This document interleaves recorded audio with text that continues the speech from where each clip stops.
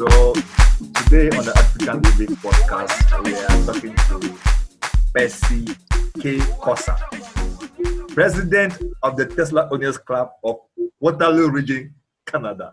Live It's only in Africa Ontario. that you give in titles. Live from Ontario. It's his Tesla Model Y, brand new, tier number.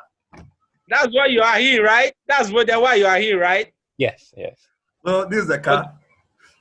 We I can get see to see the look and feel. I mean, Yes, Maybe he can give us a walk around so that we can see.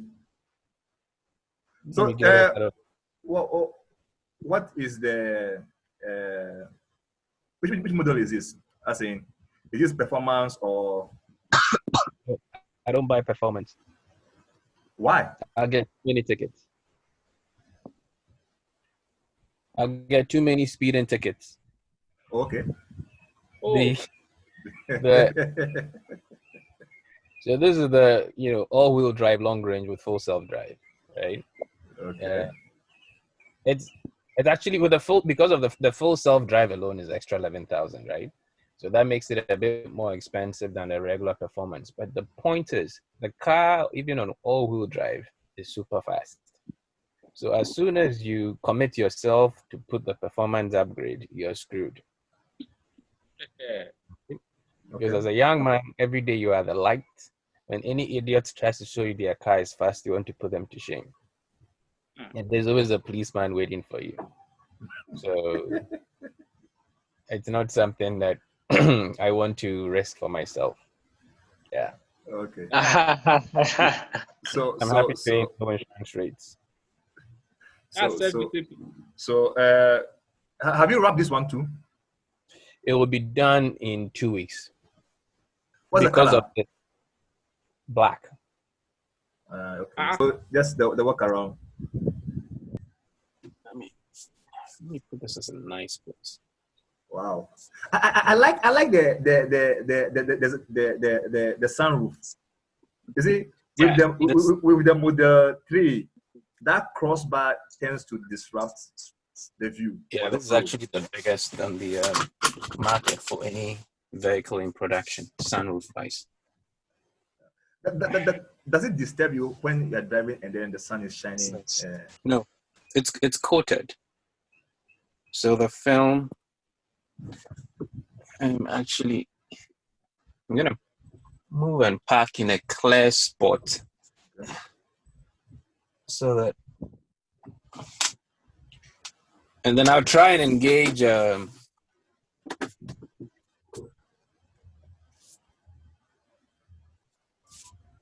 you see my screen? Yeah, we can see your screen. You see, okay. That is what I'm Yeah, we can see the screen. You see, your map, the Tesla map is so much, the fidelity is so much better than what I see with Google Maps. Right onto Culpeper Drive. So, as you can see, stop signs and stuff are active, right? And when I get on the road, I'm going to switch to FSD. Now turn right to stay on Culpeper Drive. In other words, the car will start driving itself. FSD means full self-driving. Yes. So, based on legislation, you don't have all the features everywhere, in Canada. But the car is programmed to still, as you can see, stop signs pop up. So let me do something here real quick. So if I go into autopilot, right? If you can see my screen, so I just turned on for the car to stop for traffic lights and stop signs, right? And then again, these extra. So if I wanted to change lanes, it would just do it on its own, right? So now I've put full Tesla control. Okay. So I just put that. You have somebody on your shoulder. Yeah. That's my team member. Oh, okay. He wants to see how Tesla. So I just put it into autopilot. Okay. And so auto speed is restricted to the speed limit. Okay. It's a very short drive. So it wants me to touch a bit. I don't know if you can see both the screen and the steering. We can see the screen more. Turn But- left but- onto University Avenue West. Do you see the steering? Yes, I can see it now. So you see the car Now turn left telling onto me about the University Avenue West. stoplight, the light, and then it's stopping for the light, right? Mhm. Wow. That's yeah. And I didn't have to do anything with the pedals or anything, right? Okay. So it's green, it's back on. It wants confirmation. I let it get the confirmation.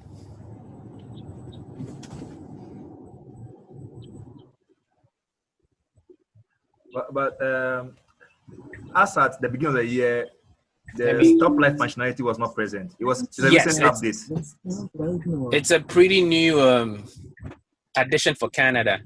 But as always, everything starts in the States first, right? So it's stopping for the light as a pedestrian. I've always wondered whether FSD will work in Ghana. I said we don't have a regulation for Yes. it. But anywhere in Africa, there's no regulation. So, I mean, if you are using FSD, there's nothing to say that it is illegal or not. Right. I'm going to take over just to get out of it. I don't like the way the other drivers are looking at me with my, I should have had a second driver to hold the phone. See, that's what happens when I send you my camera kit. Okay. Because that would have been the easiest. If my GoPro and stuff were here.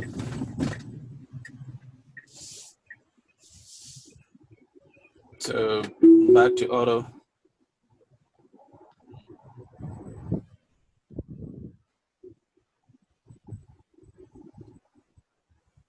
Okay. So can you tell us about this car? How better or worse is it compared to, let's say, the Model 3? Because it's basically a Model 3 that has been raised. So compared to the Model 3, Right. what can you tell us?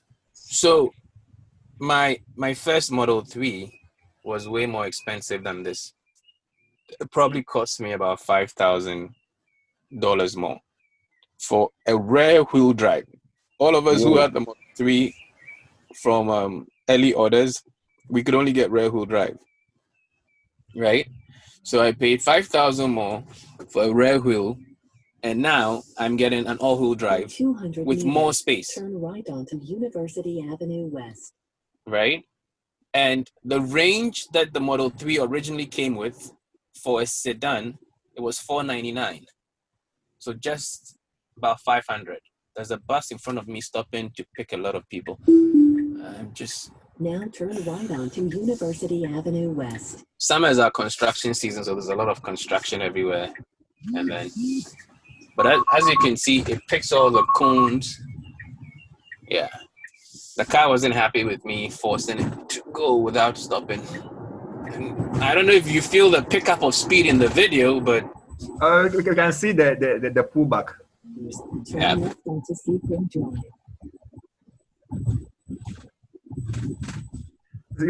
Explain to us about the cost difference. yes. So Now turn left onto Seaford Drive. as I was saying, right, when the 3 came, we're all compelled to take a rear wheel drive, and you're getting about 500 of range, $499. Kilometers. That cost me about, You mean 499 kilometers? yes, on a full charge. But this is averagely 520, 530 of range. That is what we got on the Model 3 after the price was decreased, and we all complained that as owners, we spent so much money and got so little, right? The price I bought for my first Model 3 can buy a performance today, and I'll still have change. So there were a lot of unhappy. Now turn right onto Ring Road. So I've just entered University of Waterloo campus. I'm just going to a parking lot so I can show you stuff like the FSD and all that. Okay. But yeah, as I was saying, so the pricing is one of the 200 meters. Yeah, full Turn self-drive left, comes stay with on Ring summon, Road. smart summon, navigate on autopilot, stopping for stop signs and what do you call it, traffic lights. That's the package we have in Canada now. Okay. So as Olu had asked in the previous conversation, if we're not afraid of Tesla outdoing itself with regards to pricing and tech, it's happening. It's already happening, right? The Model 3 was a smaller, less developed car, and it cost more than the Model Y at the point of sale. And the Cybertruck will do the same thing. I know I'm going to pay less for the Cybertruck than I paid for this one, right? So as a consumer, am I bothered? It's a choice you have to make, right? So okay, let's talk about the driving experience when you compare the 3, the Y, and the S, and the X. How will you rate the Y? It's in between. Now, the best part of the X are the suspensions, right? Mm-hmm. So that when you're driving, you mean the it's X, the kind of Model like X? driving X, as in Model X. The SUV, the big SUV. Yes. If you're driving that, it's kind of like driving a standard V8 Land Cruiser in Ghana, where you're not bothered about the road one bit because the comfort and the luxury is way up. Does it make sense? Yes. Yeah. It's way up there. Yeah. The Y. Gentlemen, can you hear Percy clearly? No. I have two visuals. I'm seeing your laptop and your screen in the vehicle, and I'm also Yes. seeing another side of your steering wheel. Okay, so you should be seeing two different views. Hold Of on. course, yes, that's what I'm seeing. One view is the car. I'm standing outside showing the car on one device. Very And the easy. second view is an empty driver's seat. Correct. Yes, correct. yes. Okay, we can see that. Okay, good. So those who wanted to get a good view of the exterior, this is the exterior, right? So I'm just walking around. Hello, guys. Camera. Yes, we want to see the car. We are not interested in you. What is happening? Are you seeing the car or not? We can see the car. You can see everything. Okay, it's Okay. better now. It's working now. It's working now. And the color gradient has changed. It's now like black and white. No, it's actually that's the actual color. I can see from the background building. That's Zoom messing around with us. Yeah, and I think the reflection anyway. So I'm just doing a walk around the car. Yeah.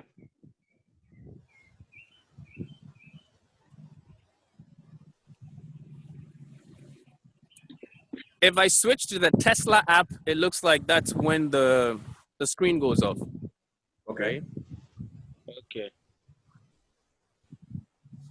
So I'm gonna try. I'm switching to the Tesla app. Let me know if the screen goes off, because I want to try the summon. Okay. Do you guys still see the car outside? Yes, it's kind of Yes, frozen. yes, It's yes. frozen. What? Anyway.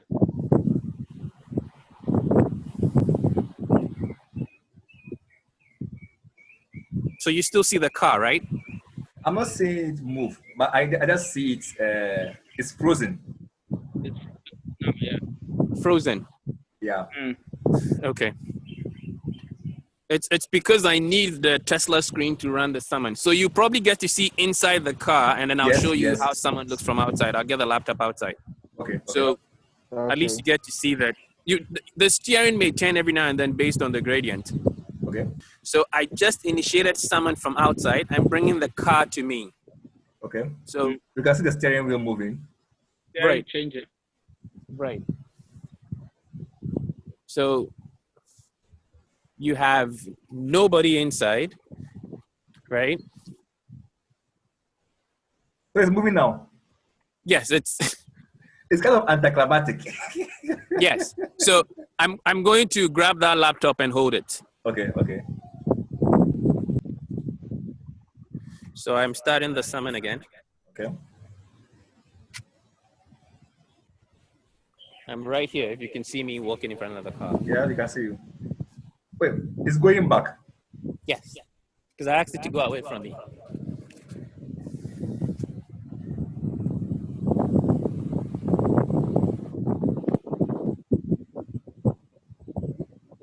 So I just stopped it. I'm bringing it back to me. Okay.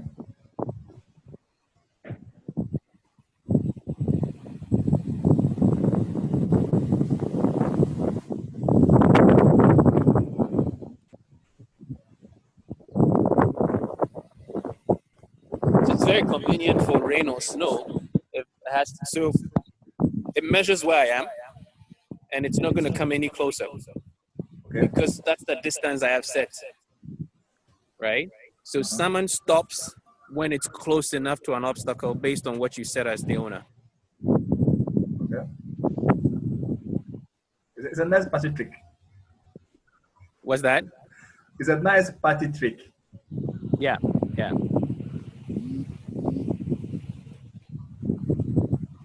It's just like you have a toy you are playing with. That's exactly what I'm doing. I've actually seen people tie a rope around the Mirror and the then side they walk mirror, down. and they are working with it as like a dog. Yes. Yes. Let me see if I can set 2 points for the smart salmon so that it will actually do a turn.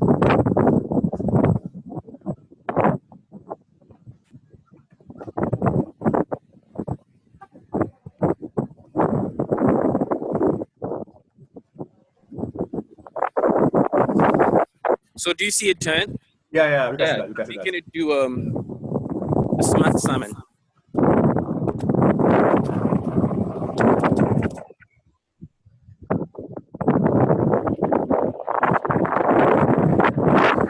So let me give it a different point.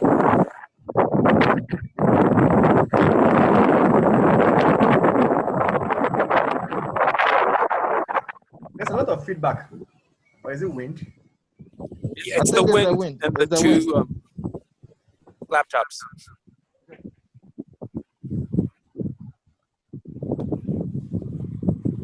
I wish I could transport the car from Canada to Ghana right now.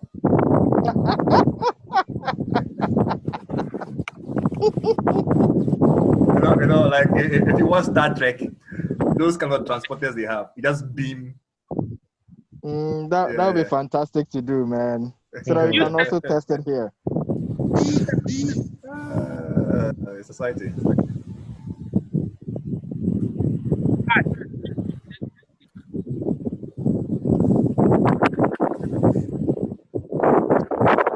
Wow.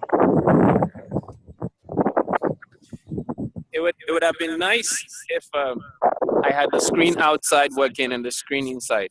So you see the steering, turn, and everything to match. Okay. I'm going to put the laptop back in. All right.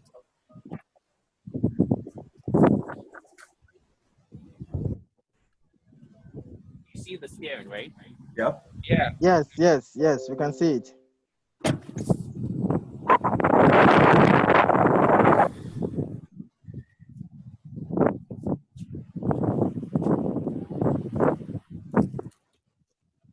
So it's currently moving. Unfortunately, you cannot see the car. Magic.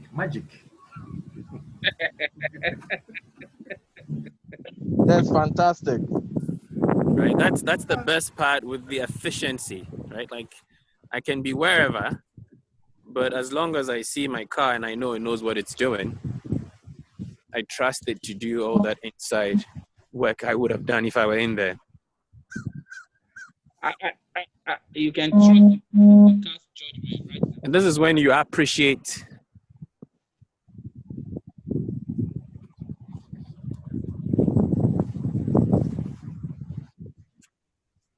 So I just stopped it, and I'm going to bring it back to where I am.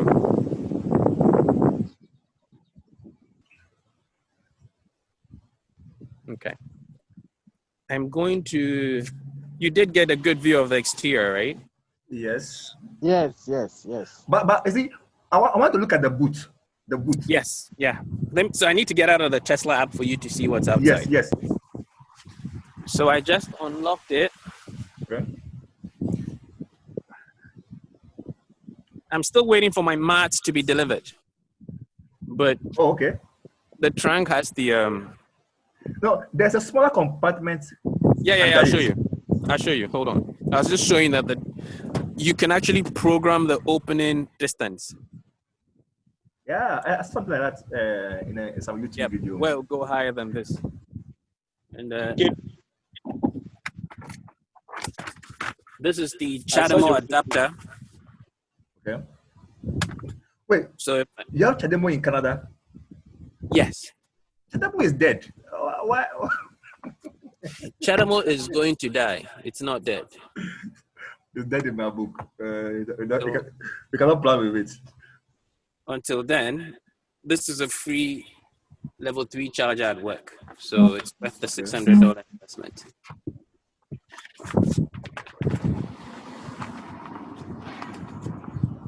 And that's the extra compartment. Some goodies So for that's your Tesla. usual Tesla charger. Okay.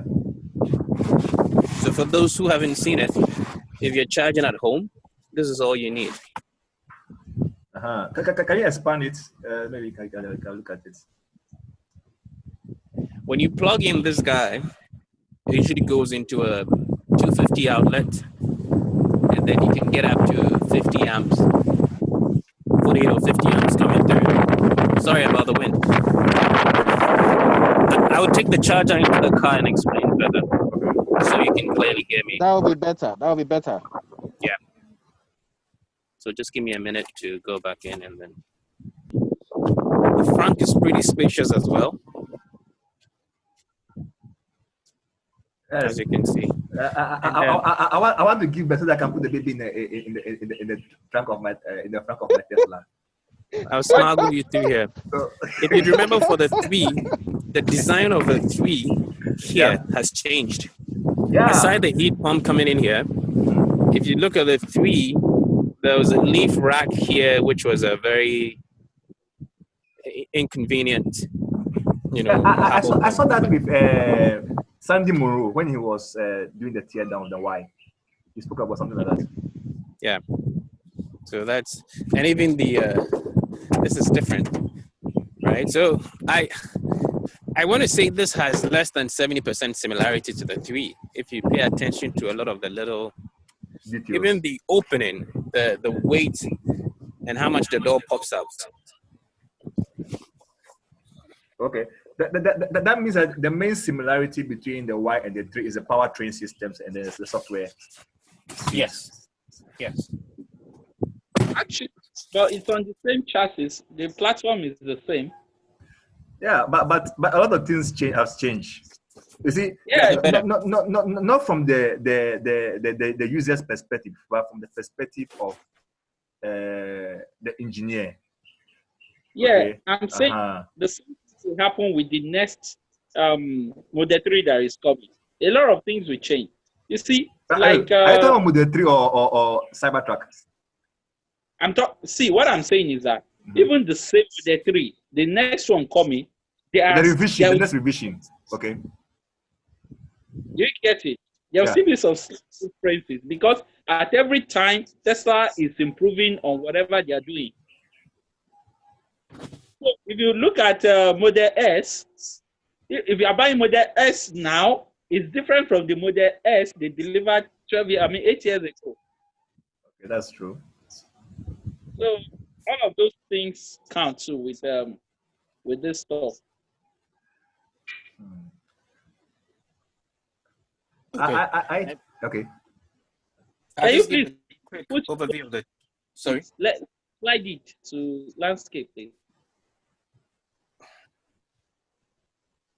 So this is the charging kit you receive from Tesla. Okay. Better.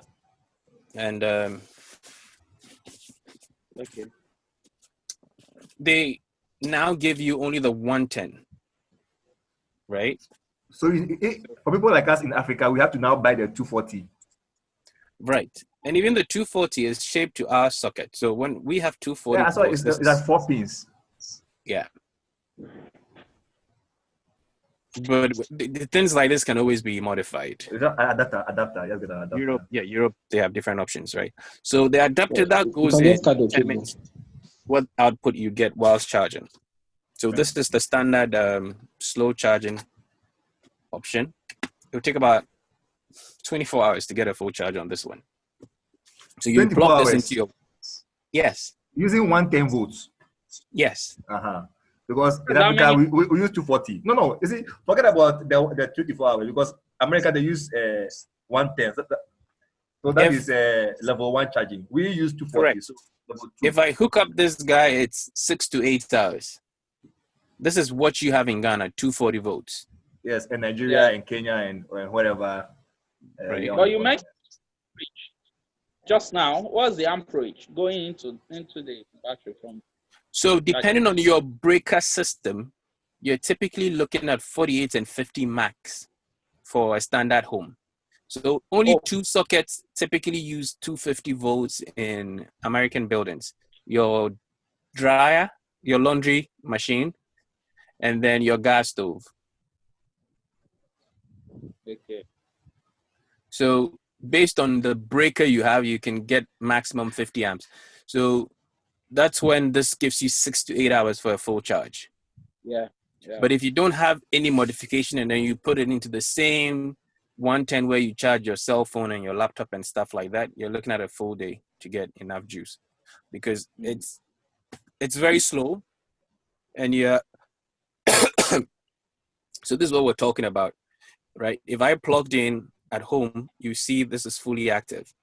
But if I plugged in the little one, you see me getting,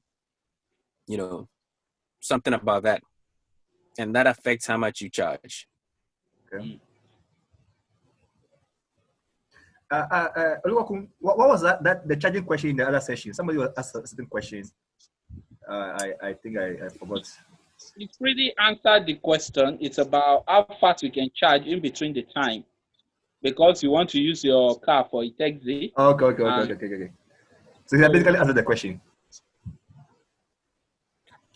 So the adapter I left with you guys in Ghana.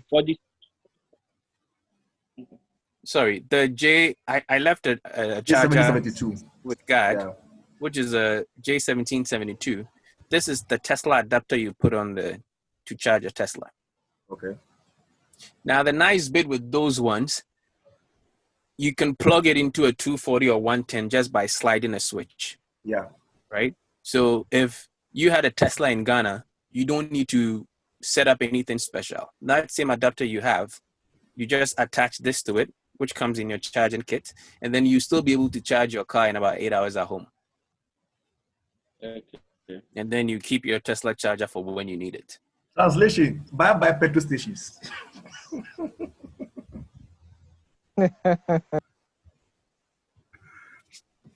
Okay. And the Y comes default with the wireless charging pad. That's another. Yeah. In the fee, you have to buy it and add yourself for $150 in the by default feature. So Percy, if you were to buy a Tesla today, if I give you an option of all the available Tesla, which one would you choose? I just bought it. I've asked you a question. I've asked you this question before, and you gave me an evasive answer.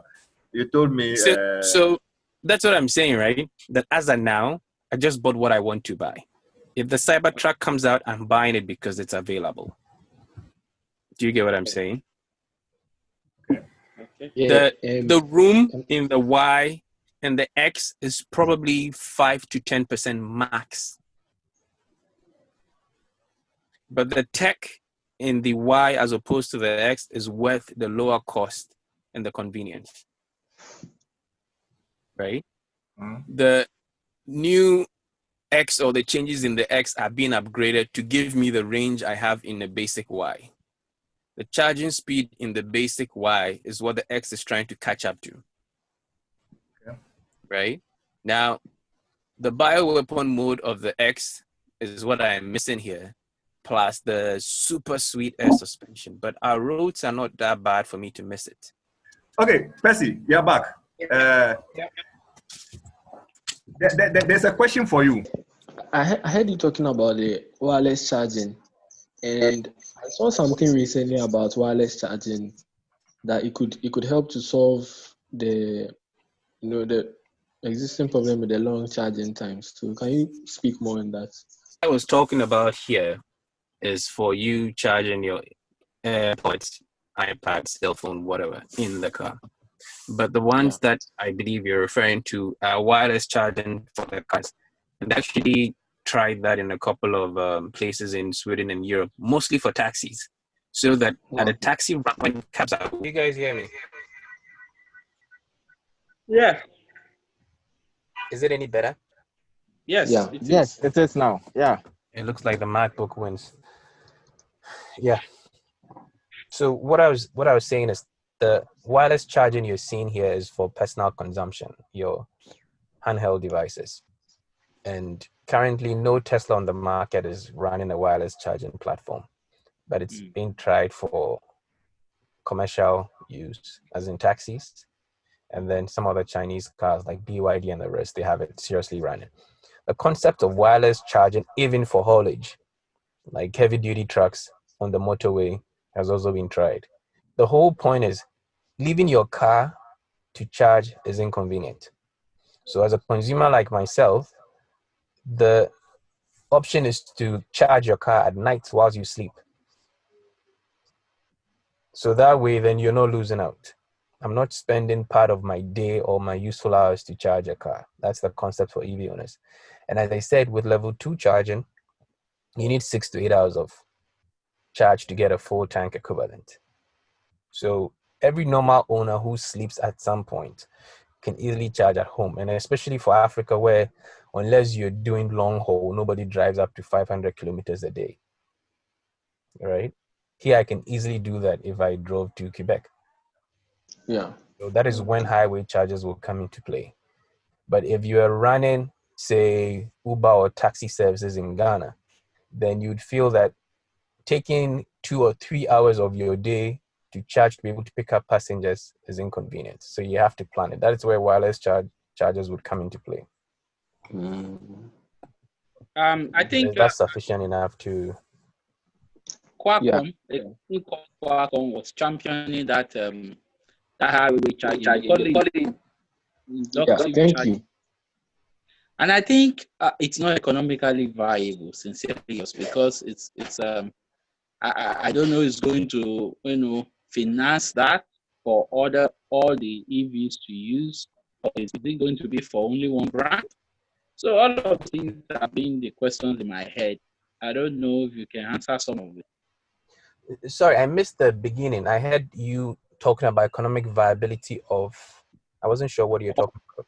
Of the highway charging, I mean, I read about Qualcomm. Qualcomm, one company, is it in Europe, that is championing that wireless charging by the road on the highway for cars to charge as they travel and all of that. But I'm trying to see the economic viability of that. How will it pan out? We have so many manufacturers of EV. Who will are we going to be paid for it? I mean, I'm just trying to know if you have any idea of it. Most of what I've come across, the target is for commercial use. So trackers especially, right? If a tracker has to stop for 10 hours to plug in a truck, no company would sign up for that, right? So if the tracker had wireless charging at the highway stop, don't forget that the fact that that truck is now not on gas or diesel is saving X amount of dollars every year. So that is where the funding would come to sponsor these projects, right? If so Walmart Canada here, for example, I know had ordered 40 electric trucks to start with. And then another big chain we have, which is called Loblaws, had ordered 60. So the savings alone from that is a couple of $1 million. If they had those trucks working today, right? Because the amount of, the savings. If I translate into my small car, the estimated gas consumption for a year, as in gas equivalent, is $455. That's how much it's supposed to cost me the whole year if I'm charging this car at home, 455 US dollars. Now, the closest to this I'll probably use will be my BMW X6, which is about the same size and everything. And that car, just for gas, was costing me about $5,000 a year. So that's 10 times. Aside, my oil change plan was $1,300. So if I don't do anything at all, I was going to spend almost $10,000 a year. Now, changing to get another car of the same size and feature is $450. So I've saved myself $9,000. Now, if I've been asked to invest 7,000 of this 9,000 into a one-time charging upgrade, I don't think I'll say no. Okay. You understand? That's why I spent $600 on that CHAdeMO adapter, because a lot of owners complain, why would I buy a CHAdeMO adapter, right? But it's a one-time cost. And for me, the closest level 3 charger to me is run by a third-party company. So I need that CHAdeMO adapter, right? So I spend that one-time cost and I'll benefit forever until CHAdeMO goes obsolete. So that's how I would compare it to the trucks going on a extra cost for wireless charging. Okay, so if Tesla is competing on the truck, on the semis, I mean, is it not time to invest in such charging system as well? Why are they so silent about it? For now, the semis that we've seen charging, we're using multiple V3 slots. So I think I've seen as many as 2 or 3 hooked to one truck. Wow. Yes. Now, if I hook up one, and sometimes I can pull up to 160 in 10 minutes, right? Multiply that by 3. And these superchargers are improving, right? So the truck driver must rest based on legislative compliance, right? Laws are there that you cannot move the car, for example, 3 hours nonstop. So what you put in your trip planning is for that 45 minutes break that you have to take, you take it at a supercharger, right? It's just the same way when people were changing from horses to cars. I mean, gas cars couldn't go that far, right? And they're like, well, the horse wouldn't stop, but you have to stop to fill gas. The concept is scary until you're actually doing it. Yeah. My first long trip I did to DC from here, I was worried. I had kids in the car, and wouldn't it be stressful charging? But then these guys need brakes. So I even took more brakes than I needed to charge. Right. So then the charging wasn't the reason for stopping anymore. It was stopping because everybody wants some fresh air to stretch. But the charging did not significantly affect the only one time I had charging issues with my travel was moving from Ontario to Quebec for a meeting. And most of the chargers in Quebec were in buildings, and it was a weekend where they had a big sporting event in Quebec and a lot of places were closed. So I needed access or to pay parking. And I was worried because parking attendants were not 24 hours. So if I got into a building where it's closed at 6 p.m. and my car is there and I need it at 8 p.m., I have to now call security, and it's a very long, stressful process. But in Ontario and other parts of the US, charging is always an outdoor thing. Okay. Right? So you can easily drive, hook up, and then there's usually food or bathrooms within like 5 minutes walk. Okay. On that note, I think on the podcast, we are trying to bring some of these companies that are doing the wireless charging solutions. It's actually a neat idea on paper, but the implementation has a number of challenges because I mean people are coming up with all manner of suggestions. Some people want the chargers to be put on the road. That's a lot of money. I mean, all manner of ideas are floating around. But the wireless chargers is not anything novel. When you pass a current through a wire, it generates an electromagnetic field around the current. So the wireless chargers are basically bare wires that have been made into coils. Then the energy from that is used to charge your car by induction. All right. So that is the bit about that. Ernest, any questions for Percy? No, please. No, please. I'm still enjoying the conversation. Just Hey, to add to the when you mentioned the charging, so we have what we call light rails or very short trains, usually about 4 or 5 coaches, right? So light rail transport. And some of them are using induction chargers. Most of the new light rail trains coming up done by Bombardier and all these companies, we use them here, are electric. Bombardier. I thought they went to planes. But Bombardier built light rail as well. Oh, okay. Good to know. But yeah, mainly a transportation or a plane company. So they are using the induction as well. The only difference is it has a fixed route, right? Yeah. So they're going on a rail, and then especially in New York, we had a lot of accidents in the past where people are jumping onto train lines or crossing, or they fall accidentally and get electrocuted. So if the light rail is for in-city use, it actually charges above board. So you'd see the light rail or the tram has an arm which reaches up in the air, and that's the induction surface. And then as it moves, it touches against wiring which charges it.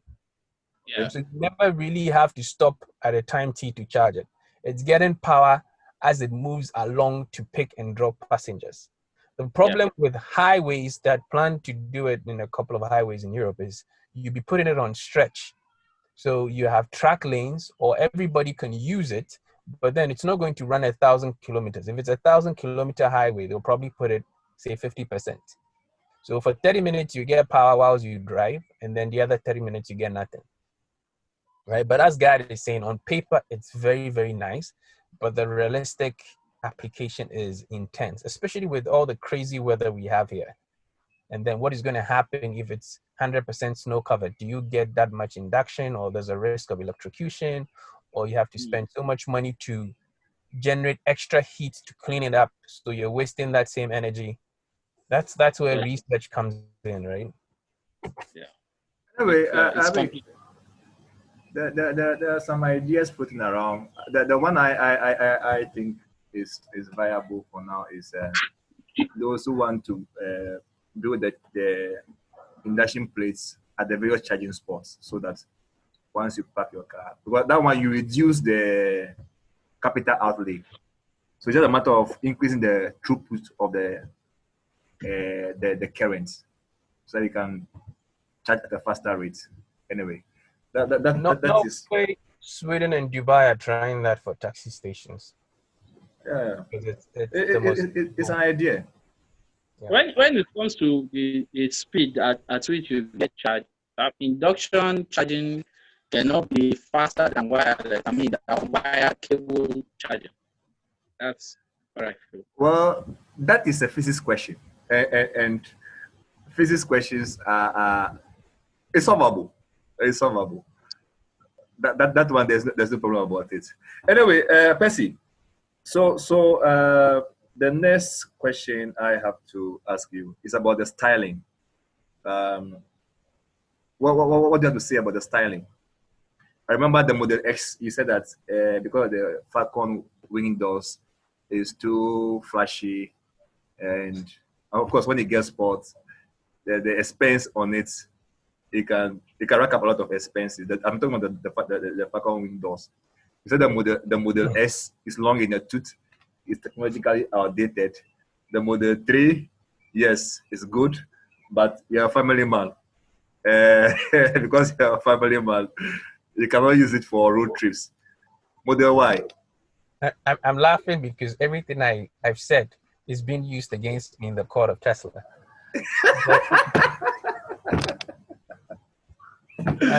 I'm sure you've seen how much room is behind the Y in the photos and the reviews, right?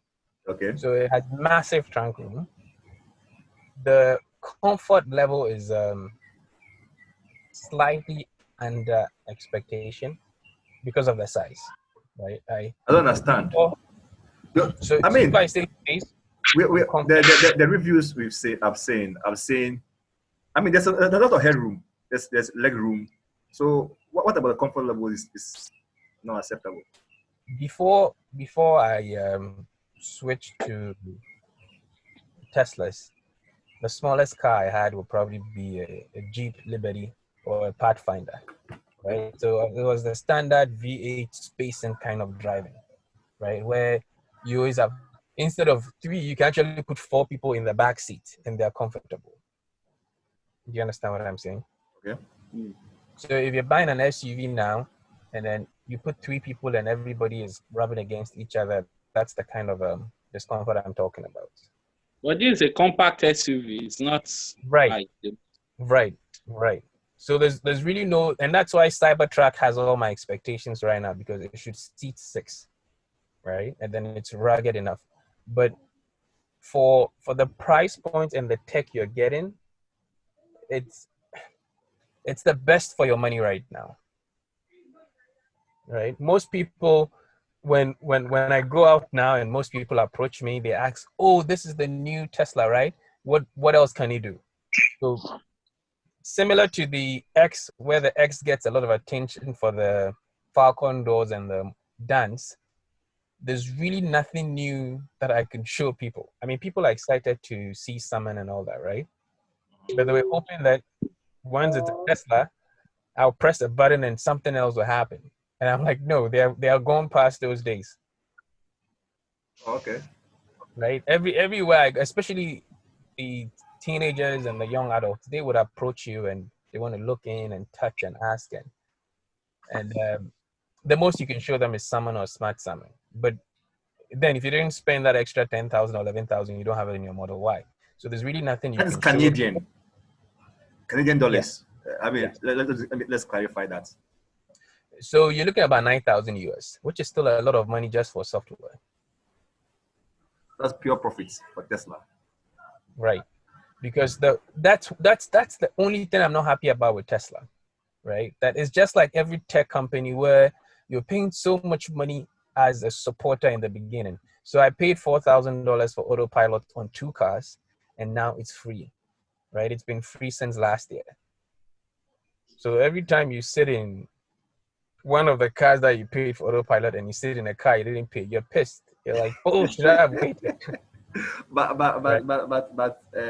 from all indications, Elon Musk is bent on increasing the price of full self-driving.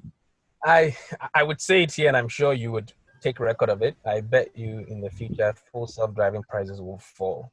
It's not sustainable. I think that it will come down. I don't know how low. That's what I'm saying. That's going to come down. Let's forget about robo taxi and all the hype around it. The only way to make it sustainable is, why would you spend $9,000 to $10,000 just to buy software that buys a used car in good shape, right? Yeah. I can buy a used SUV for that price. And the only thing that software is doing, because autopilot is free and autopilot is enough to make you enjoy your car. Maybe the smart someone is worth $5,000. Who knows? No, but that's what I'm saying. But then you have to force and use it every time. I think that this autopilot update that he keeps talking about, the 4-dimensional one, we'll see. We'll see how that pans out. Maybe then there can be a use case. But I mean, when I talk to people, I just tell them for now, for Africa, forget about full self-drive. It's not that it's not good or it will not work, but I don't see the value from my economic point of view. That's a whole cow. That's what I'm saying, right? If you tell somebody to spend $10,000 for software, right? But the default autopilot is enough to make you enjoy trips, right? The only difference is I don't have to tell it to change lanes, right? I don't have to worry about stop signs or traffic lights. So for now, the only time that full self-drive is worth that money is if robo-taxi fleets were engaged. And I knew my car was going to make money for me because of that $10,000 I spent. But for now, it's just a show-off. Because autopilot is very, very capable of all those long trips. On Canadian roads, full self-drive is pretty much only available on highways. Right, so in city it will stop for the lights, but the speed I'm driving in city, if I'm not paying attention to lights and stop signs, then I shouldn't be driving. Right. So it's a party trick. I mean, that's what I'm saying. It's business. I don't hate them for doing it. I spent the money. Hopefully, I'll send this card to Ghana so you can test it out. I don't think The what's why? his name? Yeah, I don't think Sam had it on his test. Anyway, for those of you listening, I think last year we saw some ads about a Tesla Model 3. It is Percy's car that we are bringing. And it will eventually come. We're bringing to the country for the summit. We're looking for somebody to buy it, so that after the summit, you can just drive the car away, or maybe you can even buy it outright. We don't care either way. So if you're interested, say hi to us. You can just email us at AfricaNEV at gmail.com or thesissummit@gmail.com, and let's talk about that. Anyway, Percy, thank you very much. I think we have achieved our aim.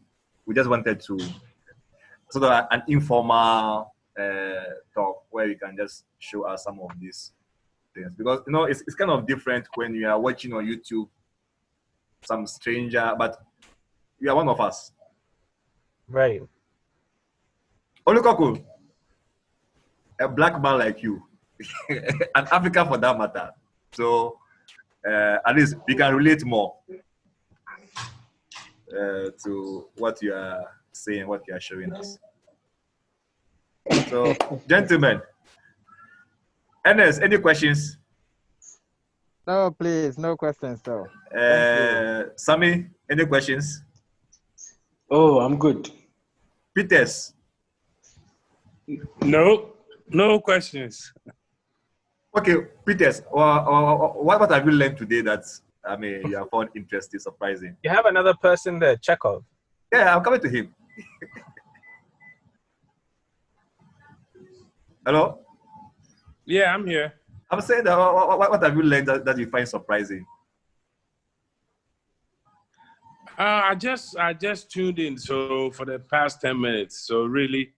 Oh, you missed a lot. Oh, didn't catch. Yeah, I was late.